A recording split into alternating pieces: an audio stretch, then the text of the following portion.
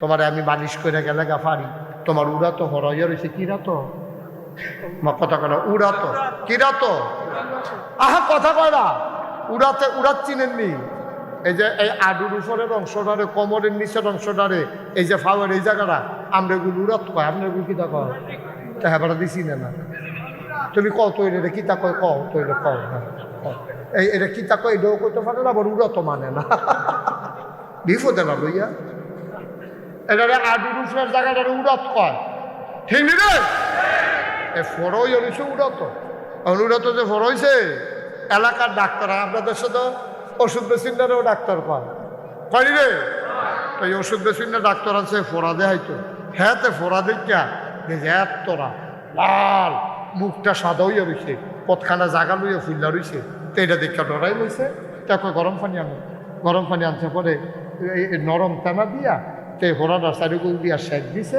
Shake দেওয়ার পরে এবারে টনটনি ব্যথা 3 দিন ধরে ঘুমাইতে পারে না যখন এই গরম শাকটা পাইছে একটু আরাম লাগছে এবারে ঘুমাই গেছি ভিতর বাইর বেরিয়েতে কয় রে বাড়ির গরু গাড়ার ঘাস খায় না রে আমরা বাইসা পেয়েছে কত ডাক্তার হইয়া বই ওই সঙ্গে তো কইতাম না ফেরতাম না আইয়ে তো আমার বউকে ঘুম ফাটাই দিছে সকলে মিল্লা কয় ডাক্তার খুব বড় এখন কতক্ষণ পরে এবার যখন এই আরামটা গেছে তখন কি এই ভিতরে কি ব্যথা কমছে না বাড়ছে রে এই টনটনি বাড়ছে না কমছে এবার ফালদেউটা ডাক্তার করে ডাক্তার তো গেছে তার বাঞ্জালে নিয়ে গেলে এটা কোন জাতের ডাক্তার আনছো বিচারে তারা আরাম দিত তো আমরা ঘুম ফাতাই তো বুঝছি ভিতরে টনটনি বাইরে দিয়ে আসে একদিন লাগবো বগিতা বড় সাইয়া ডাক্তাররা ফলাফেনে হুন্ডা দিয়া গেছে গা সাচা কি চা কথা কইতে কি চা সাসারতে হুন্ডা দিয়া সারজন আনছে হাসপাতালতে ডাক্তার এদিকে আরে এটা লই আপনারা হলো বইয়া রইছে এখন পানি করো ডলি জানো টানা বেশি করো তুলাও না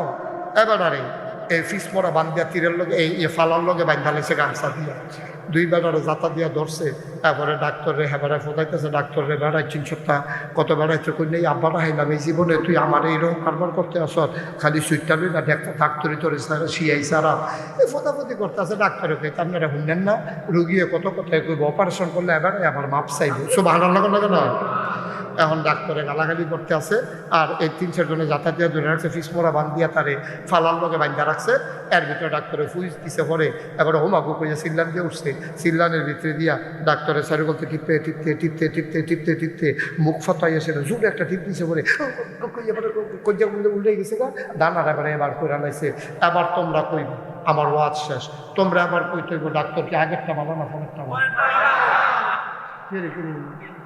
পরেরটাই দুধ ব্যথা দিল দানা পরে এবার করে আনলো কোজে করে উল্টাই নিল এরপরে এবার ভালো করে কারণ ভোগান্তাছে চিকিৎসা ঠিক কিনা কম ভিতরে ফুটছেন ধরেছে তোমার আমি বাড়িতে মালিশ করলে লাভ বুগিতা বাংলাদেশে এরকম মালিশ করি না হুজুর অনেক পাইবা একটা ওয়াজে 2 ঘন্টা তে 250 গান গাইছি আসেনি এরকম হুজুর এমনি ফ্যানওয়ালা ফহির সুবাদে ধরে বুটবুটি শোনান যাইতো আরে গজল গাইব বিকালে বলা হয় না তুই গজল গাছ করতেছিস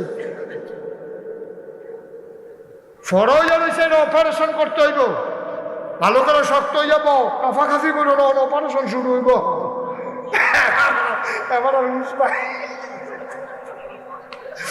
অপারেশন ছাড়াই আমার হুঁশ নাই অপারেশনের জন্য চিন্তা করি কি কাফাকাফি বন্ধ আমরা এখন পরীক্ষার হলে আছি রেডি নি রে রেডি কাপ কুপ দিও না কত তার একটা মনে পড়ছে এটা কি করে যা ওই একটা যে পরীক্ষার হলো গেছে গিয়া সেটাতে কাঁদতে আসে বইসে কাঠের টুলো বেঞ্চ এই ফ্লোর হইলো ফাঁকা তো ফাঁকার ভিতরে কাঠের টুল শাখাইলে গড়গড়ি আওয়াজ হইল কথা কইতেন না এবার মাথা লাগবে কথা কইতেন না বাড়িতে কই আইসে জানি বলে হুদা মাথা লাড়া কথা ও আচ্ছা ঠিক আছে ঠিক আছে ওকে ফাইন তো কথা কইয়া হ্যাঁ হুদা মাথা লাগবেন না তো এই ফাঁকার ভিতরে টুল ফাঁকার ভিতরে কি তো টুলটা যখন আমরা ঘষা খায় তখন কি ফাঁকার ভিতরে আওয়াজ হয়নি রে হেডমাস্টার স্যার এই রুমে তো দৌড় দিয়ে আসে আওয়াজ হয় আইয়া সেটা যে হেঁটে আমরা কাঁপতে আছে স্যার কয় কাঁপো কেন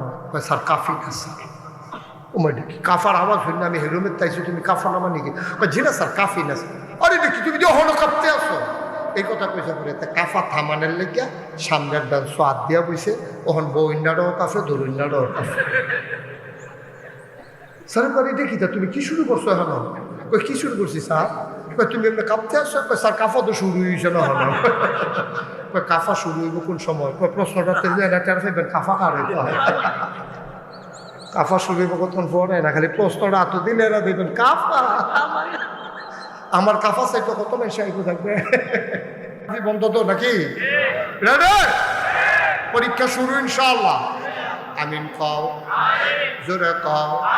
আল্লাহর নবী কয় 7টা কাজ। কয়টা রে? কথা কয় না কয়টা?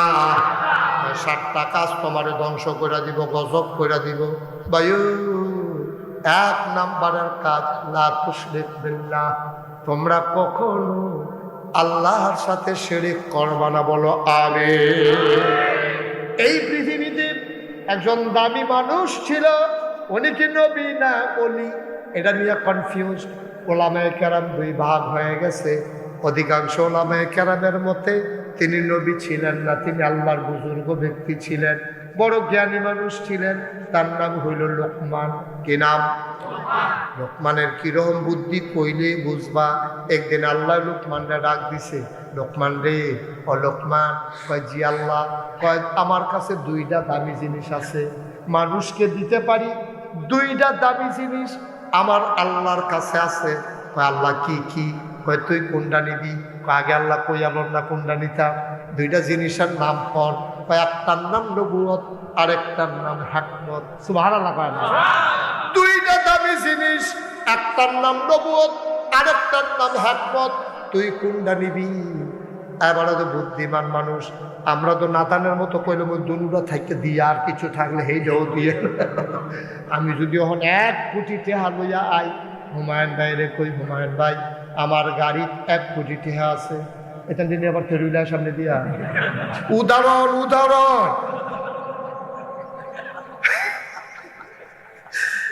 কইও তো বিপদে পড়লাম তোর আগে। উদাহরণ মনে করো, আমার গাড়িটার ভিতরে আমি হুমায়ুন ভাইরে কইলাম, হুমায়ুন ভাই কবে দিন আইতাম পারি না, আমার গাড়িটা 1 কোটি টাকা লই আইছি, আপনি কয়েকজন লোক ঠিক করেন, 1 কোটি টাকা আমি তারারে দেন। হুমায়ুন ভাই গিয়ে একটারে জিগাইছে, রে হুজুরে মিলে 1 কোটি টাকা আনছে, কয়েকজন লোক চাইছে, তুই আর ভিতরে একজন হইবনি। কয়েকজন বিসর্জন করতে আমি আসি না, কয়েকজন বিসর্জন করতে আমি কি সমস্যা কি? আমাদের পাল্লা না সবজি আমার দিয়ে হুজুর এখন হাত দিয়া পাইব যে এটাও যেন যাইতে দিয়া যায়, নাদান কি আর গাছ ধরে। এটার নাম বাংলাদেশ। আমাদের স্বভাব হয়ে গেছে কুকুরের স্বভাব, আমাদের খাদ্য কুত্তার খাদ্য তৈছে। আপনি আগামীকাল সকালবেলা 3টা খাস্তা বিস্কুট কিনবেন। কয়টা? কথা কইতেন কয়টা? 3টা খাস্তা বিস্কুট কিনা একটা কুত্তারে আলগাত নিবেন না, অন্য কুত্তা হেন রাখবেন না, একটা মাত্র। এই কুত্তাটারে আপনি 3টা খাস্তা বিস্কুট 1 হাত দূরে দূরে দিবেন। কুত্তাটা কি করে আমারে ফোনে জানাইয়েন, আর আমি কইয়া যাই, যদি না মিলে আমারে কইয়েন পরে। কুত্তাটা করবো কি, যখন 3টা বিস্কুট দিবেন, 1 নম্বরে ফইলাটা গিয়ে কামড় দিয়ে লাগবে, আরেকটাতে দেখবেন ফাওয়ে ধরে রাখবো, আরেকটা চাইয়া থাকবেন।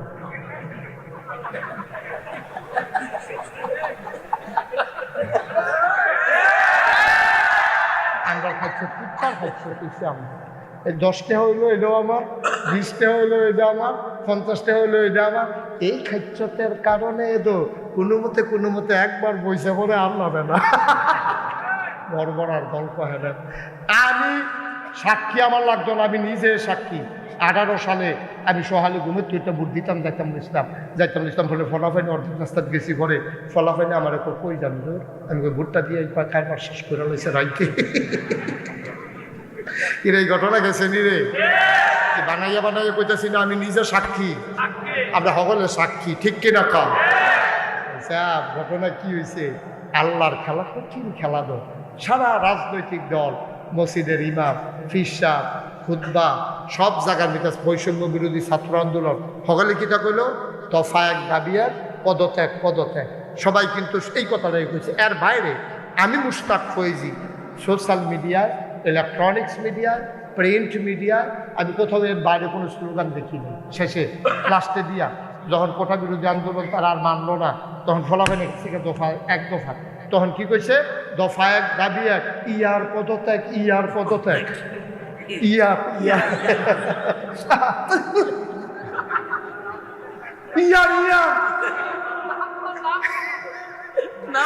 দফা এক দাবি এক, ইয়ার পদত্যাগ, ইয়ার পদত্যাগ। আল্লাহ কয় তোমরা দাবি আমি মানি না, তোমরা যে দাবি করছো এই দাবি আমি মানি না। আমরা কই আল্লাহ আপনি কোনটা মানেন?